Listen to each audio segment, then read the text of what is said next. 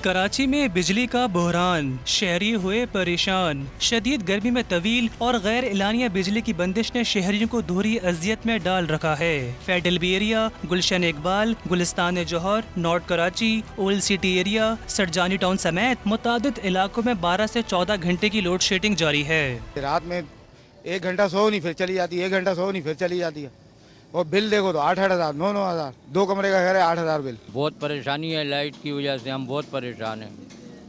कोई टाइम नहीं, कोई हिसाब नहीं, जब दिल चाहता है बंद कर देते हैं। शदीद गर्मी में लोड शेडिंग के बाइस कोरोना वायरस की वजह से तन्हाई में रहने वाले दोहरा अजाब झेल रहे हैं। एक कमरे का घर है, वो बेचारे क्या करेंगे। अभी मर्द तो चलो बंदा बाहर गुजारा कर लेता है, बच्चे हैं, फैमिली होती है तो बड़ा मुश्किल है। मर्द हैं वो बाहर निकल के इधर उधर अपना गुजार तो कर लेंगे, लेकिन लेडीज और बच्चे कहाँ जाएंगे।